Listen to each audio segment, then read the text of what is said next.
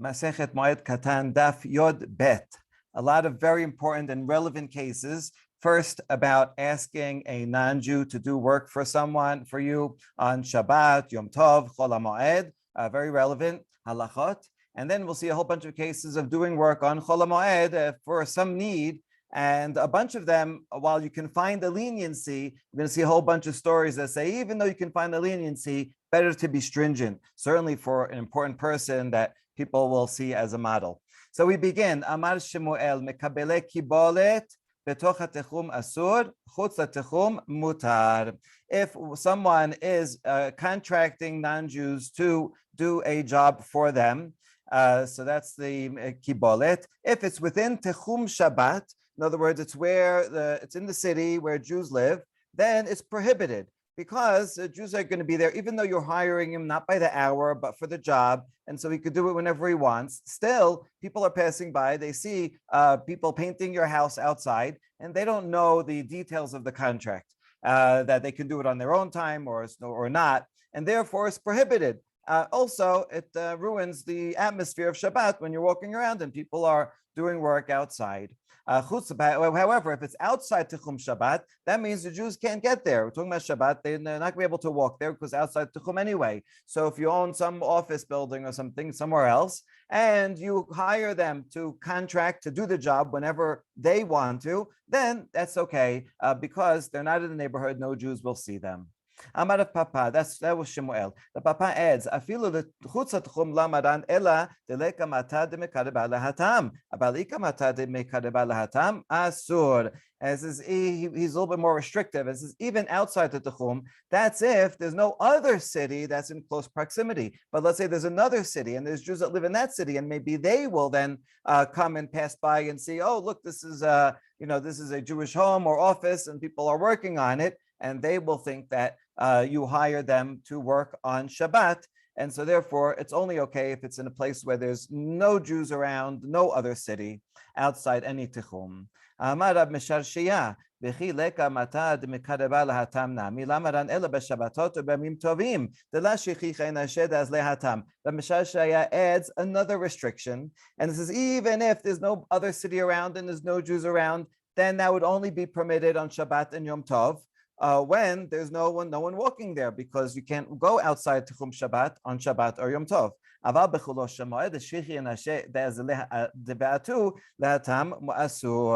Chol HaMoed, where traveling is permitted, and people can walk outside the Tichum, and they're going to walk by and say, "Oh, I guess this Jew hired someone to do work on Chol HaMoed."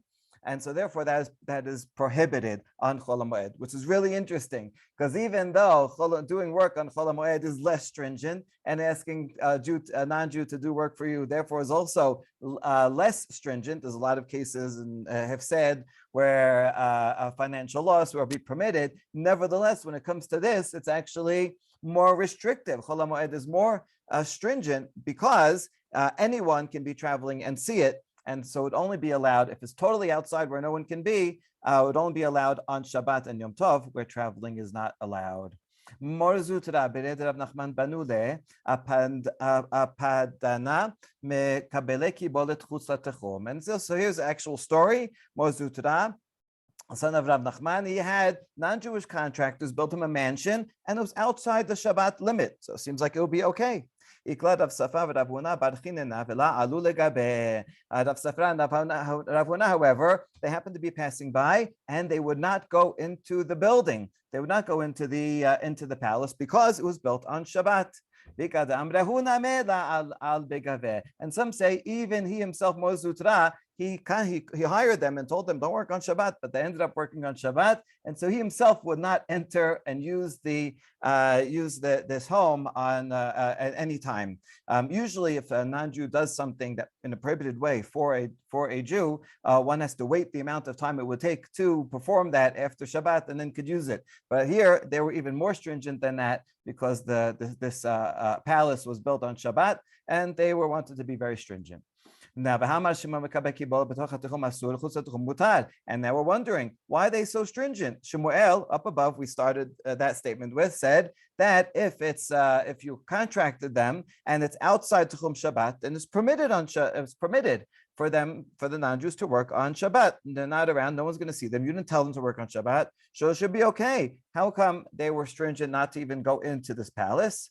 And the answer is Adam Chashuv Shaneh. An important person is different. These were sages. Everybody looked up to them, and they should go beyond the letter of the law. Or another answer is that Moses actually was helping them by providing straw for them to make the bricks. So in other words, they weren't actually totally independent contractors. If you hire someone, you do the whole work, all the work, and let me know when it's done. You can work whenever you want. I prefer you don't work on Shabbat, but it's up to you. Then, okay, they can do it. But if I'm helping out, I'm providing the materials, I'm gonna have to be there and, I'm involved in the process, then that's for sure not allowed. And in this case, Moses was involved in the process. And so therefore, even from the letter of the law, he would not be able to benefit from the work of the non-Jews. And that's why he and his colleagues did not walk into the house. Good. Rav Chama shira lehu le'abu nagre deberesh galuta le'mebad lehu abideta bechola demo'ada. Rav Chama permitted these workers in the house of the exilarch that were building tables or fixing things to do this even on Chol HaMoed. Amar kevan dagad la ka shakle sharuyehu de ka meshar shule. And his reason was because they are not taking payment for their work. They're just doing it as volunteers, and therefore it is permitted. And so, and also the work that they were doing was needed for Chol HaMoed itself, and therefore was permitted work, and it wasn't paying them, and so therefore it was okay. Tenor Banan mekabelin kibolet b'moed la'asota la'achad HaMoed u'b'moed asur. Now a braita related to non-Jews working. You can make a contract with a non-Jew on Chol HaMoed as long as you stipulate that that it will be done, the work will be done after the Moed, right? During Chol HaMoed, you're going to negotiate and say, listen, I'm hiring you to do this, and sign the contract. B'moed asur, as long as the work will not be done on Chol HaMoed. An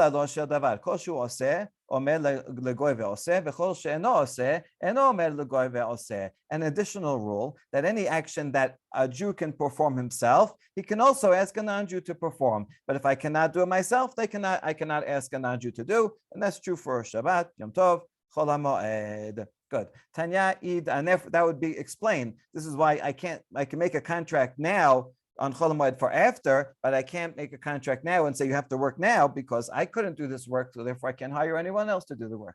Tanya Idach, another related braita, mekabelin kibolet b'moed la'asota l'chad moed, but shelo yimdod v'shelo yishkol v'shelo yimne kederech she'oseh bechol.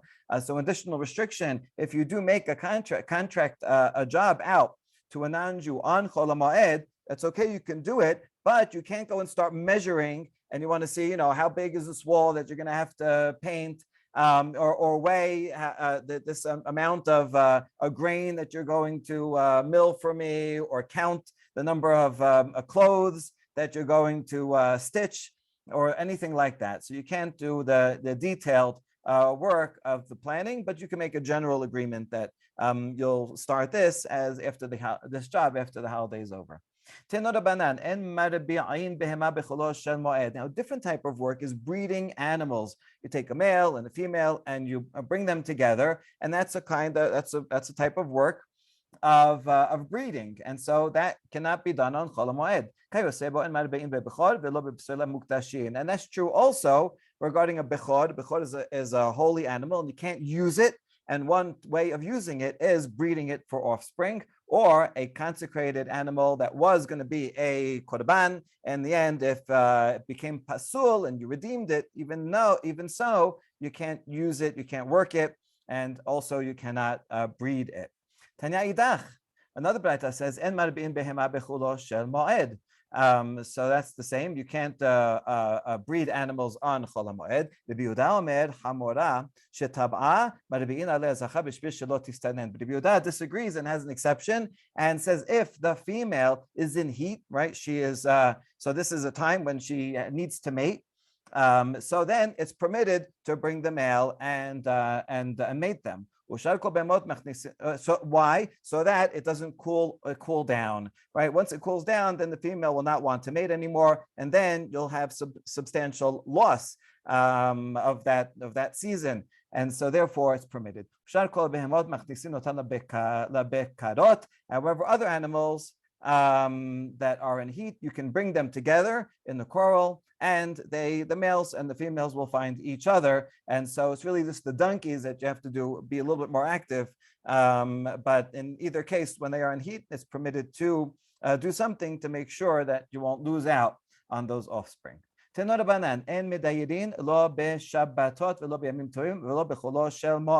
Okay, different law related to animals. Another way that they work is that they fertilize the ground. And so what they would do often is enclose the livestock in an area of the field, and then the livestock would walk around and their manure would fertilize the field. So one is not allowed to do that because that's a way of working the land, and that's prohibited on Shabbat, Yom Tov, and Chol HaMoed. But if the animals came on their own and they came to the area of the field, and so you're happy that they are fertilizing that area of the field, that's fine. You don't have to remove them because they're going on their own. But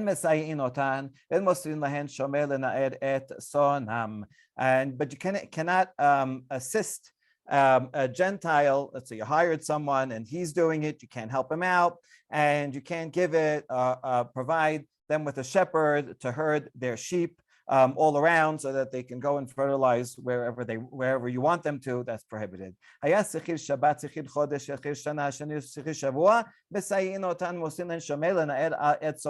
However, if you hire them not for that day of Shabbat, but rather or holiday, but you hire them for a whole week, for a whole month, for a whole year, or you hire them for a whole Shemitah, then they can go ahead and do their work, and you can help them, and you can provide a shepherd to herd the sheep, because you hired them for an extended period of time. So you're not paying them specifically for Shabbat or Yom Tov, but you're paying them for the entire extended period.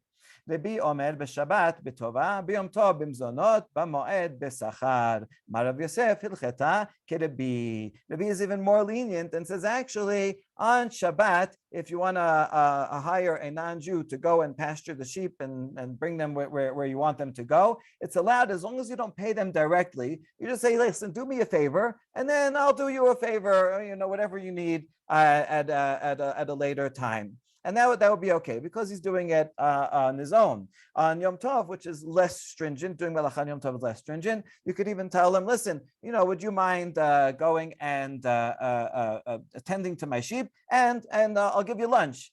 And so that would be permitted.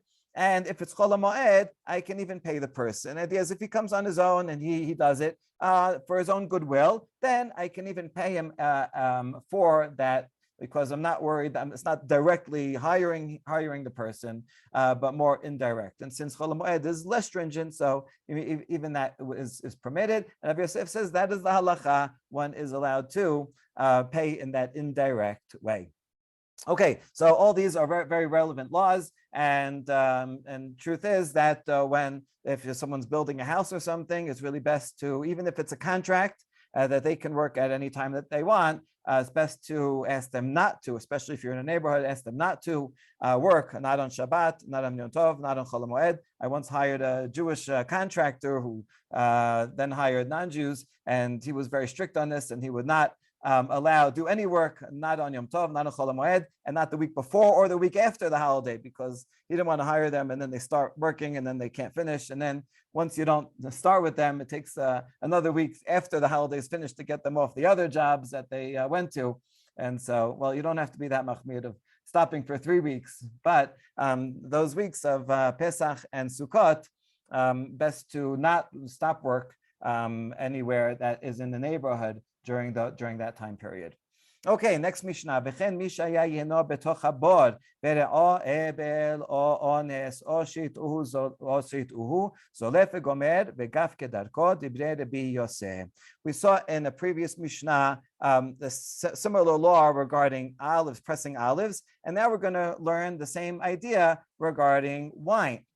Someone who had wine that was in the pit and is being collected as it's being pressed, and then he became a mourner, and so now he can't work, or some other honest that he was planning on doing the work before the holiday started, but he couldn't, and then now it's Chol Moed, and he has to take care of this wine that's in the pit, or else it'll spoil. Or if there were workers that were supposed to come before the holiday started and they didn't come, and now it's Chol Moed. So in all these cases, Zolef Gomer, he can complete the process of gathering the wine, and he can put it in the barrels and seal up the barrels as he usually would do, so that he doesn't sustain a loss. That's the opinion of Rabbi Yosef. Rabbi Yehuda Omer, Oseh lo limudim b'shvil shelo yachamis. Rabbi Yehuda, who, remember before we said, even in the case of financial loss, he holds that you have to do it in a roundabout way with a shinui, at least effort possible. So in this case, you make a wooden panel, put it over the pit, and that will preserve it for the time being. So you won't totally lose it. And after the holiday, then you go put it in barrels in the normal way. Good. Usiricha. Now again, but I was wondering, why do you have to tell me the same law regarding pressing olives and grapes? So you need both. If you only told me regarding olives, I would say the Yosef is lenient regarding olives because olive oil is very expensive, more expensive than wine. So maybe over there he's lenient because of the great loss. But wine, which is not so expensive and not so much of a loss, maybe he would agree with Rabbi Yehuda that you cannot save it in a normal way. And if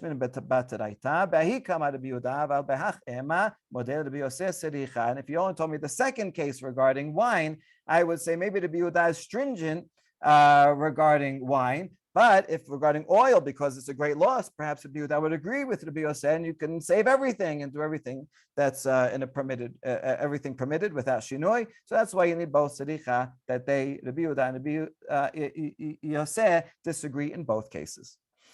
Amar Rav Yitzchak bar Abba, man tena shinui b'moed b'davar ha'aved, delo k'Rabbi Yosef. Amar Rav Yosef, halacha k'Rabbi Yosef. A statement that we've seen before, it says, who is the opinion that says doing so, even when there's a loss, you have to do something in a roundabout way, in a different way. That is not Rabbi Yosef, right? That is Rabbi Yehuda, who we saw, right? Rabbi Yosef is lenient and says, yes, it's okay. You can do things in a direct way when there's financial loss. And Rabbi Yosef says halacha is like Rabbi Yosef, so we can be lenient about this. Okay, great. Now we're going to press this even further. What about sealing a barrel of beer during Chol Moed? Because beer is even less expensive than wine. So is that considered loss and permitted? Would it be permitted? Or maybe only wine you can save, but beer is not important enough.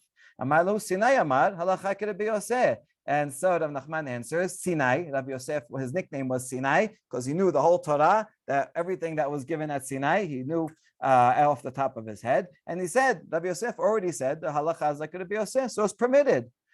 But wait, here's the point of the question. Say,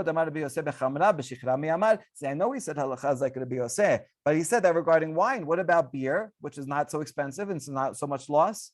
And so he answers, what's the reason for wine? Because it's going to be a lot of loss. So beer is, it's true, it's less of a loss. Nevertheless, that's still considered financial loss and permitted. How do you know? Abaye's foster mother told him, she gave him a lot of advice that he repeated.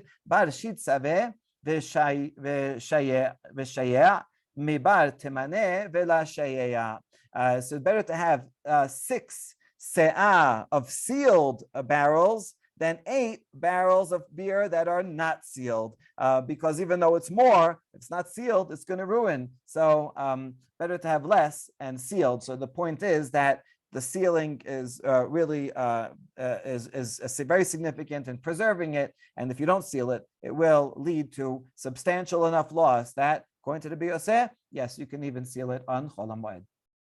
Amarav Chama bar Guria, Amarav Hilchot Moed Kelchot Kutim B'Halacha. This is a fascinating statement. The laws of Chol Moed, what you're allowed to do and not allowed to do, are similar to the laws of that the Samaritans keep. The Samaritans are an ancient group, remnants of the northern 10 tribes mixed in with other people that were brought in by the Assyrians, and they follow Chamisha Chumshei Torah, but not Nevi'im and Ketuvim, and not Torah Shebe'al Peh. So some things that whatever they do follow actually very strictly, but because they reject Torah Shebe'al Peh, they're following a very literal interpretation of the Torah and not deriving one thing from the other. And so this is what Rav says. Rav knows about Samaritan laws well enough to say that just like the Samaritans do not derive one law from another, and they don't use any legal reasoning or midrash, they just follow literal things, so too we should treat the laws of Chol HaMoed. That the laws of Chol HaMoed, take them as they are. Right? If someone says this is allowed, it's allowed, not allowed, not allowed, but don't apply legal reasoning to them like Kal Vachomer and this, because each case is different and particular, and it's difficult to derive one thing from the other. Point is, Chol HaMoed, the laws are not so consistent that you can logically derive one from the other. Just follow it literally as it's taught in the Torah Shebe'al Peh. Okay, very interesting comparison. It shows significant awareness by Rav of what the Samaritan system is.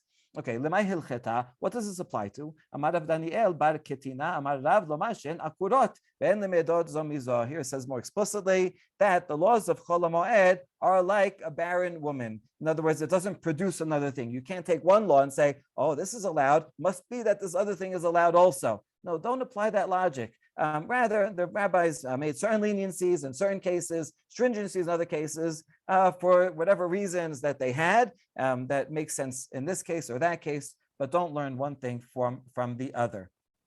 The Amar Shemuel, Zoftin Kuzta. Here's an example of how you can't apply logic or Kavachomer. Shemuel says that you can seal up a small jug, Ben Zoftin Habita, but you can't seal a barrel, the big one, on Chol HaMoed.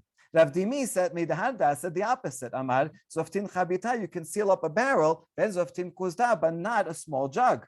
So what's the reasoning? The second one, this is an ABBA structure. Rav Dimi, he was worried about a significant loss. So if it's a big jug, you better seal it, because otherwise you're going to lose everything in that big barrel. But if it's a small jug, then it's okay. Then don't plug it up, because okay, you're only going to lose a little bit. So he's following the principle of significant loss. However, Shemuel, who says the opposite, he's focusing on tircha, exertion. And so to seal up a big barrel requires a lot of work. So don't do it, even though it's going to lead to a lot of financial loss. But a small jug, it requires very little effort to seal it, and therefore it's permitted. And so you see there's two principles. Are you concentrating on how much loss there is or how much work there is? And those principles can be in tension with each other. Which one do you follow more, or which one do you give more weight to? And so that's why, because there are multiple overlapping principles, that's why you can't just make a kal vachomer and assume that this is okay, then for sure that, maybe not. Another comparison, the laws of Chol HaMoed are similar to the laws of Shabbat, in that yeshman patur aval asur, yeshman mutar lechatechila. Some of them are patur, meaning if you do them, there's no Torah violation. There would not be any punishment. But nevertheless, it's asur midrabanan. Rabbis say don't do it. And other things that are mutar, and you can even do them lechatechila. So, for example, if there's financial loss, then you can go ahead and do it. But other things, the Rabbanan say it's not allowed. So even though many of these laws are based on the principle of the Torah, but it's up to the rabbis to decide how to apply that. And so therefore, there's many things that are permitted in the Torah, but the rabbi said some of them you should refrain from doing, and some of them it's okay. Lechatechila. Rav Huna chasadu lechasada b'mo'ada. Okay, the following few stories are going to be a good example of this, where there's ways to be lenient in lots of cases. You can always find one opinion or another, and nevertheless, in a lot of these cases, we're going to say even though you could find a leniency, better not to do it. So let's see. Rav Huna, he would harvest his crop on Chol HaMoed. Okay, so that's pretty interesting, because this seems to be a lot of work, and he's not going to eat it on. He's not going to be eating it on Chol HaMoed itself. There's some loss, so let's see. So now they challenge Rav Huna about this. from a beraita that seems to say it's not allowed. Don't do that. Here's what the beraita says: you can grind flour on Chol Moed because you're going to need it if you're going to need it on Chol Moed. But if you don't need it on Chol Moed, you can't grind it for afterwards. If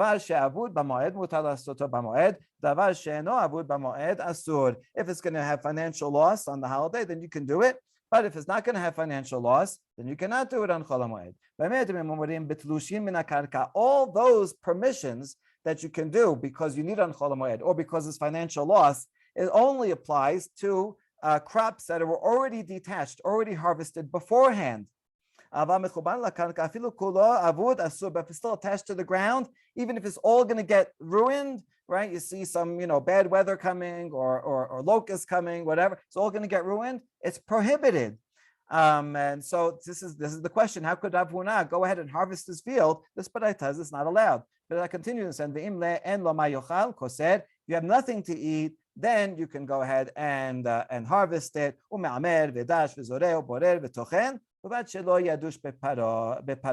you really have nothing to eat, then you can go and do the whole process of reap and bind the sheaves and thresh and winnow and separate and grind, as long as you don't do the threshing with cows. I will discuss what the problem is with cows. Is that the normal way to do it or not the normal way to do it?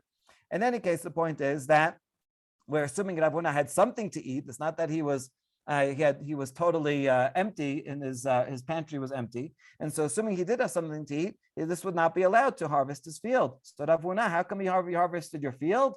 And he says, Amar le yechida ahi. Rav Huna says that beraita that you just quoted, even though it's anonymous, is actually a minority opinion, and I don't agree with it. I follow another other opinion, a majority opinion. And he's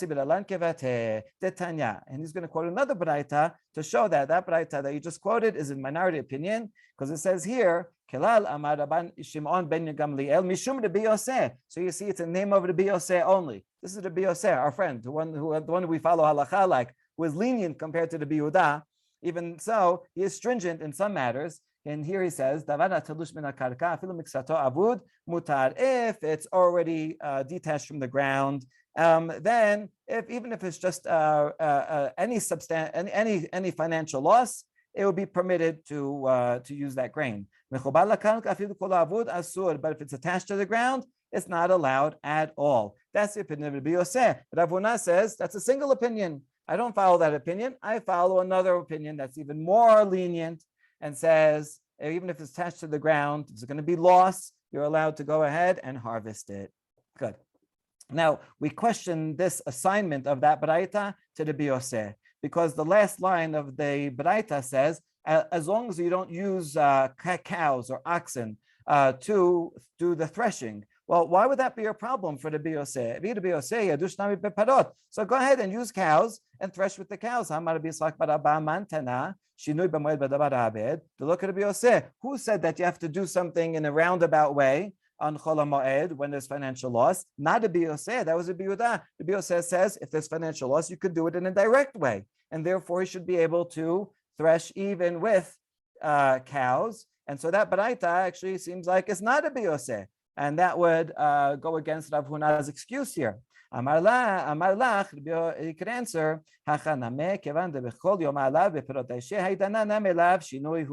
no, all year round, they don't use cows to thresh. And that's not the reason why. So the reason why is because we don't want it to do it in public. Even things that you're allowed to do on Chol Moed, you shouldn't do in public, because you don't want to ruin the atmosphere of the holiday. And so going and bringing the cows to do the threshing, that's going to attract attention, and that's what we don't want. That's the reason, and even Rabbi Yoseh agrees with that principle. And so his answer stands. He follows an opinion that's even more lenient than Rabbi Yoseh, and that's why Rav Huna, went ahead and harvested his whole field. Good. Tenor Banan, another braita. Tochanin b'moed lesorach hamoed, ve'shelo lesorach hamoed asur. You can grind flour that you need on the holiday, but don't grind flour that you won't need on the holiday. But if you did some grinding and you have some extra, right? You estimated how much you would need, and they have extra. That's okay. It's permitted to that extra flour that you ground. You can cut down trees on Chol Moed to burn that you're going to need. but you can't go and purposely prepare and cut down more now for after the holiday. But if you estimated and you ended up having a little extra, that's okay. You can use that extra. You can brew beer for drinking on the holiday, but you can't brew beer that you're going to have only after the holiday. But if you made extra, you kind of miscalculated and you had some extra, that's fine. And don't use trickery. Don't say, oh, let me see, I think I'm going to need really a lot. And you know in your mind that you're never going to have that much beer, and so you're using an artifice to use your time on Chol HaMoed to prepare for after Chol HaMoed. Don't make a trick. Okay, so according to this, you can do all these things on Chol HaMoed, for Chol HaMoed, and a little extra, as long as you're sincere about it, you can. But now we have a contradiction from a Braita that says you can even make a trick. What do you mean? Okay, the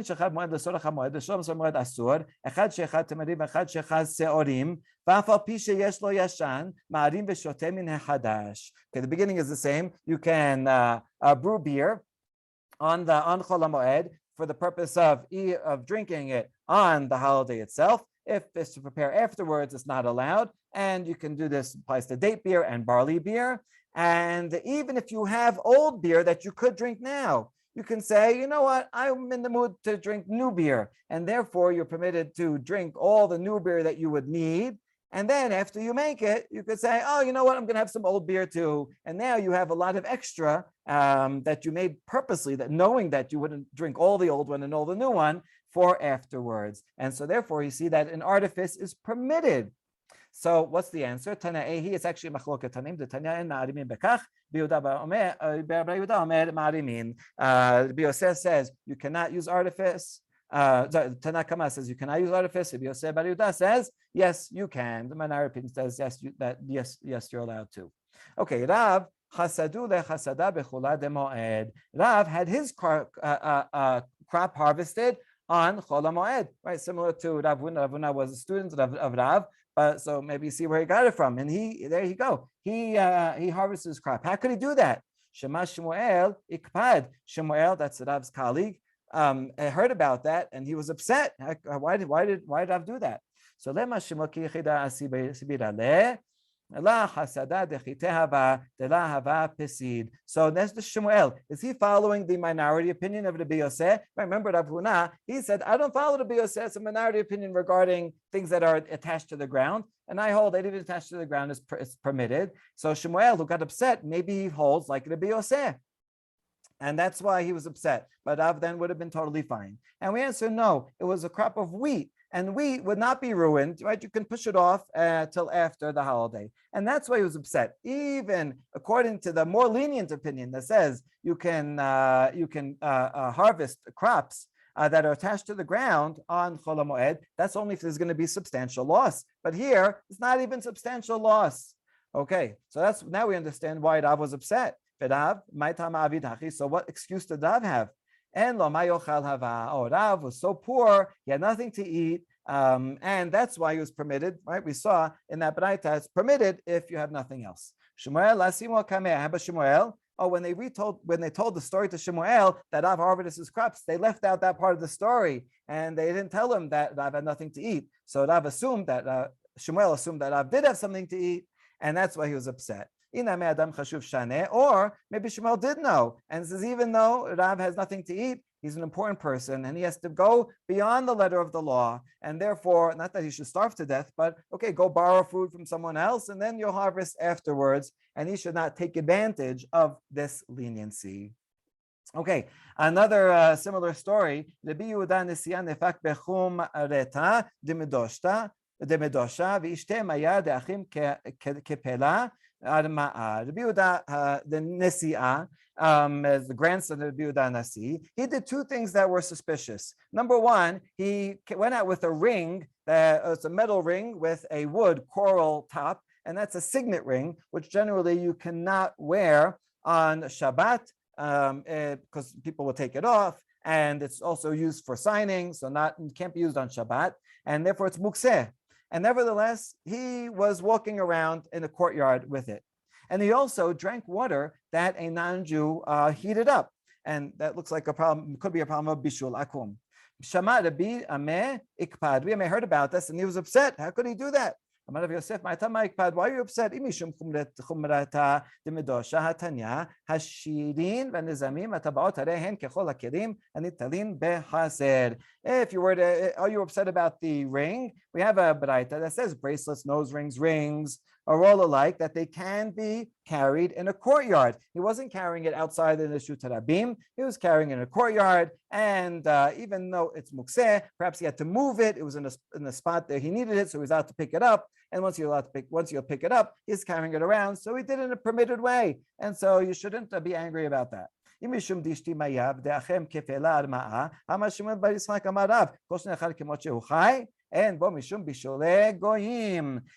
you're upset because he drank water that was heated up by a non-Jew, and therefore that's bishul akum, you can't have anything that was prepared, that was cooked by a non-Jew. This is an exception, because Rav said that anything that can be eaten raw, you can eat it even if a non-Jew cooked it. And water is a good example of that. You can drink the water uncooked, and so therefore it's permitted to drink water that was cooked by a non-Jew. So really, he didn't do anything wrong, even though we understand why you'd be suspicious, right? It's okay. So why are you upset? And the answer is, once again, Adam Chashuv Shaneh. Yehuda Nesiah is an important person. And the people seeing that won't know all the circumstances, and they can say, oh, he's allowed to, he did that. I guess it's allowed to do it even in a different way regarding other food, even if it was a different kind of ring, and even go out in public. And so an important person should be beyond the letter of the law. אמר רב חננאל אמר רב, כוסס אדם דקל במועד, אף על פי שאינו צריך אלא לנצור את שלו. So here Rav Chananel, name of Rav, says big leniency. You can chop down a palm tree on Chol HaMoed, even though you only want the sawdust that's going to come from it, and you're doing a lot of work just for sawdust. But that's permitted as long as you have some reason that's usable on Chol HaMoed. It's okay. However, Abaye heard about this. Abaye is 3 generations later, so he's not directly responding to Rav, but only from the tradition that he heard from it, and he cursed anyone who would follow this halacha, right? Because this is just a loophole, right? It looks like you're really cutting down trees, and you're saying, oh, I need a little sawdust. This is not a proper way to celebrate Chol HaMoed. Here's a story about that. Rav Asher had a forest in this place of Shelaniya. And he went to cut down trees on Chol HaMoed.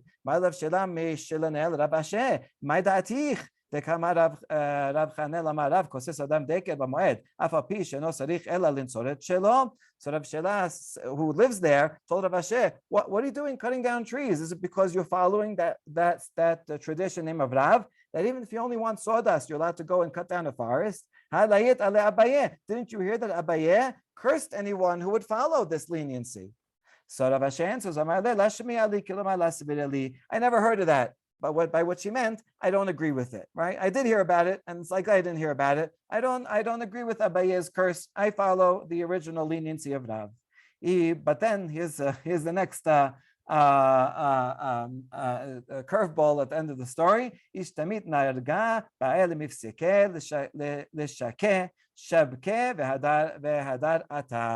So as Rav Asher is cutting, right, he says, I don't agree with that curse. But then, as he's cutting, the axe had slipped off and almost cut off his leg. So he's like, okay, maybe this is a sign. Maybe I shouldn't have disregarded Abaye's curse so quickly. So he said, okay, forget it. I'm not going to do any more. And he left it and came back after Chol HaMoed to finish chopping down the trees. Okay, so that's a kind of funny story. Rav Yehuda shera lemi'akar kitana u'mishkad keshuta u'me'akera shum shemi. Rav Yehuda permitted uprooting flax and cutting hops, and uprooting sesame plants. All these are attached to the ground, and yet he permitted on Chol HaMoed to detach all these things. Why would he permit it? Well, let's see. I understand why flax, it's usable on Chol HaMoed because you can use it as a cover for different things. And hops you can cut because then you can make beer. So as long as you can use it on the holiday, you're allowed to uproot it. But the sesame plants, what do you need them for? Most of the sesame seeds, you have to dry them out for a long time until you could press them and get oil. And the answer is they're suitable for the seeds that are available right now. Some of the seeds you can use immediately, and therefore, even though it's only part of them, you can uproot the sesame plants for that use. Yanai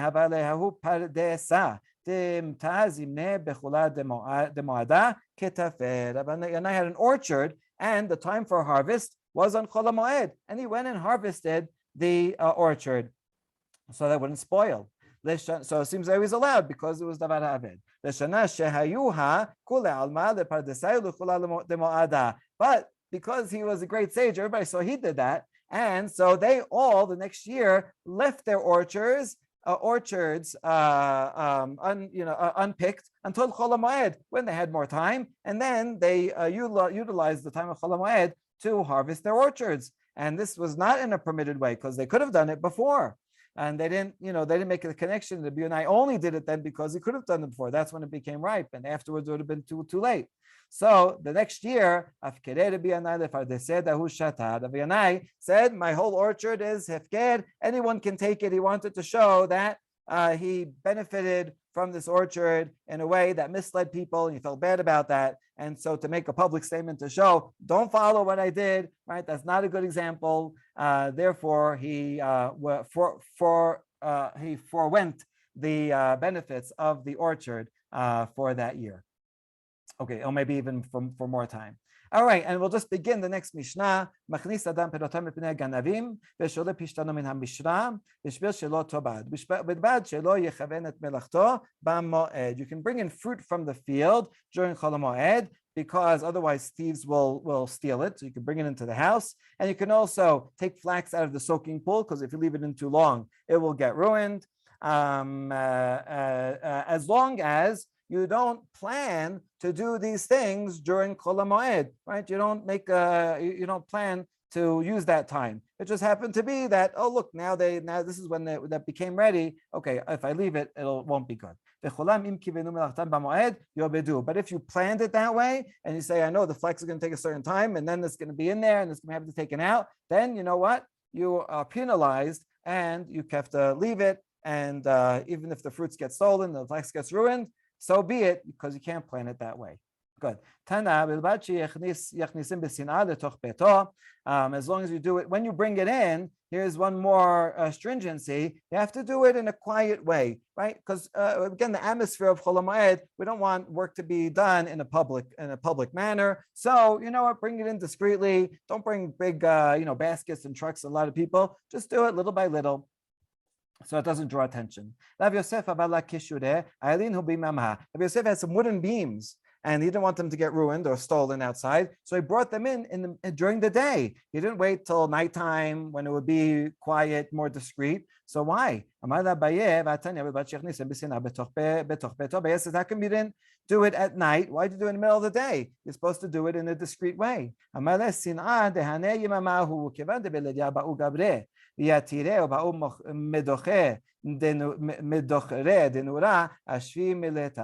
so his answer is, this is the most discreet way of bringing in beams, is to do it during the day. Because if I do it at night, that's going to be much harder to do in darkness. I'm going to require more people. I'm going to have people that have to be torch bearers to show us the way to do it. That's going to be a big commotion, a lot of people. So actually better to do it during the day, where we know we need fewer people, and it will be less noticeable actually during the day. And so that's we'll end here, and we'll continue tomorrow with the next statement of the Mishnah. Baruch Adonai Le'olam. Amen ve'amen.